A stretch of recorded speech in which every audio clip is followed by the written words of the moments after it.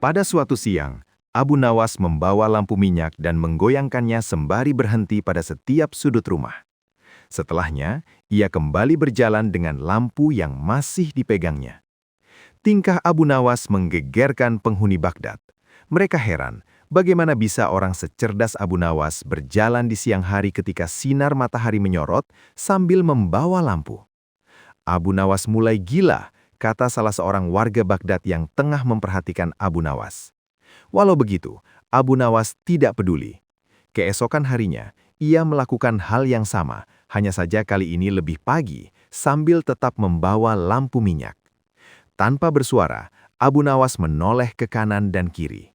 Beberapa orang yang menyaksikan tingkah Abu Nawas lantas bertanya kepada Abu Nawas, apa yang sebenarnya ia cari di siang hari dengan lampu di tangannya? Abu Nawas lalu menjawab, saya sedang mencari neraka. Dari situlah para warga mulai berpikiran bahwa Abu Nawas gila. Bahkan di hari ketiga, ia masih melakukan hal yang sama dan membawa lampu minyak yang digoyang-goyangkan. Warga Baghdad yang tidak sabar akan perilaku Abu Nawas lantas menangkapnya. Di Baghdad, ada sebuah undang-undang yang melarang orang gila berkeliaran. Sejumlah musuh politik Harun al-Rashid justru gembira melihat Abu Nawas ditangkap. Mereka menganggap ketidakwarasan Abu Nawas bisa dijadikan sebagai senjata untuk menyudutkan wibawa sang khalifah. Malu bukan main atas perilaku Abu Nawas, Khalifah Harun al-Rashid bertanya dengan nada tinggi, Abu Nawas, apa yang kamu lakukan dengan lampu minyak itu siang-siang? Hamba mencari neraka, Paduka yang mulia, jawab Abu Nawas lancar. Tidak ada tanda-tanda bahwa dirinya gila. Kamu gila, Abu Nawas, kamu gila. Tidak, Paduka, merekalah yang gila. Siapa mereka? Abu Nawas kemudian meminta orang-orang yang tadi menangkap dan menggiringnya menuju istana untuk dikumpulkan. Setelah berkumpul di depan istana, Abu Nawas didampingi Khalifah Harun mendatangi mereka. Wahai kalian orang yang mengaku waras, apakah kalian selama ini menganggap orang lain yang berbeda pikiran dan berbeda pilihan dengan kalian adalah munafik? Tanya Abu Nawas. Benar, jawab orang-orang itu yang berjumlah ribuan. Apakah kalian juga yang menyatakan para munafik itu sesat? Betul, dasar sesat. Jika mereka munafik dan sesat, apa konsekuensinya? Orang munafik pasti mereka masuk neraka, dasar munafik kamu. Mendengar itu, Abu Nawas kembali menimpali. Baik, jika saya munafik, sesat dan masuk neraka, di mana neraka yang kalian maksud? Punya siapa neraka itu? Saat berucap demikian, Abu Nawas mengangkat tinggi-tinggi lampu di tangannya. Ini dilakukan seakan-akan dirinya sedang mencari sesuatu. Jawaban Abu Nawas membuat orang-orang yang berada di depan Khalifah Harun habis kesabaran. Mereka merasa diledek dengan mimik Abu Nawas. Hai Abu Nawas, tentu saja neraka ada di akhirat dan itu milik Allah. Kenapa kamu tanya? Paduka mohon maaf, tolong sampaikan pada mereka, jika neraka ada di akhirat dan yang punya neraka adalah Allah, kenapa mereka di dunia ini gemar sekali menentukan orang lain masuk neraka? Tanya Abu Nawas. Apakah mereka asisten Allah yang tahu bocoran catatan Allah? Atau jangan-jangan merekalah yang gila? Lanjutnya. Ucapan Abu Nawas membuat Khalifah Harun al-Rashid tertawa. Sungguh jenaka sosok Abu Nawas di mata Khalifah Harun. Ia lalu berkata sambil masih tergelak, Abu Nawas, besok siang lanjutkan mencari neraka. Jika sudah ketemu, jebloskan orang-orang ini ke dalamnya.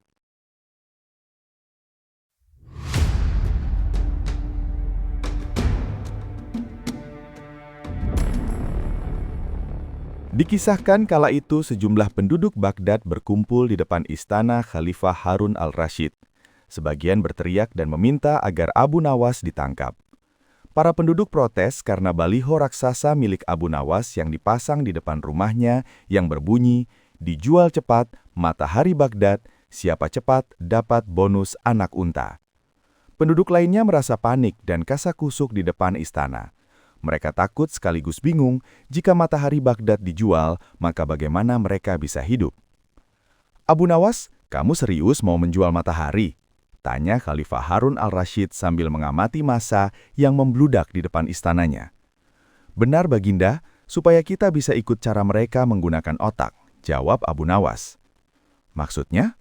Khalifah kembali bertanya. Begini Baginda, apakah Baginda senang infrastruktur di Baghdad terbangun hebat di zaman Baginda? Baginda bangga bisa menjadi teladan buat rakyat bahwa selama menjabat jadi khalifah Baginda tidak korupsi. Baginda senang tidak mempertontonkan keserakahan dengan menguasai ratusan ribu hektar padang pasir, padahal Baginda bisa melakukannya dengan kekuasaan yang sekarang Baginda genggam. Beber Abu Nawas. Khalifah Harun al-Rashid yang bingung lantas meminta Abu Nawas untuk menjelaskan maksud dari ucapannya. Abu Nawas, coba ke inti masalah. Jika Baginda turun dan tanya massa yang sekarang berdemonstrasi itu, ketahuilah bahwa mereka akan menjawab, buat apa bangun infrastruktur? Infrastruktur tidak bisa dimakan. Jadi, jalan-jalan mulus yang Baginda bangun selama ini, puluhan bendungan yang Baginda banggakan, lapangan terbang, rel kereta api di Khorramabad, pasar-pasar di Kirkuk, itu semua percuma, tak bisa dimakan, kata Abu Nawas menjelaskan. Khalifah Harun al-Rashid terdiam. Baginda bangga tidak korupsi, anak Baginda jual pisang goreng, itu malah membuat mereka marah dan cemburu. Buat mereka Baginda mestinya korupsi agar mereka tak repot-repot lagi bikin isu tak masuk akal. Misalnya Baginda keturunan Mongolia, Baginda memusuhi ulama, Baginda membiarkan partai Ba'ath yang sudah dilarang tumbuh lagi. Wah, pokoknya banyak Baginda. Lalu apa hubungannya dengan menjual matahari? Tanya Khalifah Harun al-Rashid. Abu Nawas kemudian menjelaskan apa yang dianggap Khalifah Harun sebagai prestasi nasional justru dianggap pemborosan dan membebani negara, karena mereka terbiasa melihat prestasi yang ada di ruang gelap. Di ruang gelap, gadis cantik tak terlihat, sebatang emas bisa dianggap besi. Tapi kalaupun mata mereka tak melihat di ruang gelap, bukankah telinga mereka mendengar, hati mereka terbuka? Bagaimana mungkin mereka menuduhku memusuhi ulama, padahal wakilku sekarang adalah ulama besar? Jikapun mereka tak suka aku, bukankah kepada mereka sekarang aku sodorkan ulama yang dulu mereka klaim mereka bela? Mengapa sekarang mereka tinggalkan? Abu Nawas kemudian berkata, Baginda, itulah enaknya melihat dunia di ruang gelap, sambil terbalik. Kita bisa menikmati apa yang mereka nikmati selama ini. Baginda tidak capek berpikir rasional? Khalifah Harun al-Rashid kembali terdiam. Abu Nawas lanjut menjelaskan. Percayalah Baginda, hanya dengan melihat segala sesuatu di kegelapan, Baginda akan paham mengapa selama ini mereka melihat infrastruktur megah, pemerataan pembangunan di daerah tertinggal, semuanya sama sekali tidak berguna karena tak bisa dimakan. Mohon jangan katakan infrastruktur memang tak bisa dimakan, tapi dengan infrastruktur kita semakin mudah cari makan. Itu cara berpikir rasional dan normal, Paduka. Masa di depan istana semakin membludak. Khalifah Harun al-Rashid masih diam, ia lantas memberi isyarat membenarkan ucapan Abu Nawas. Jadi, boleh saya menjual matahari? Kisah ini menunjukkan Abu Nawas sebagai pribadi yang cerdas dan peduli. Mimpi tak akan nyata karena keajaiban, butuh keringat, kebulatan tekad dan kerja keras untuk mewujudkannya.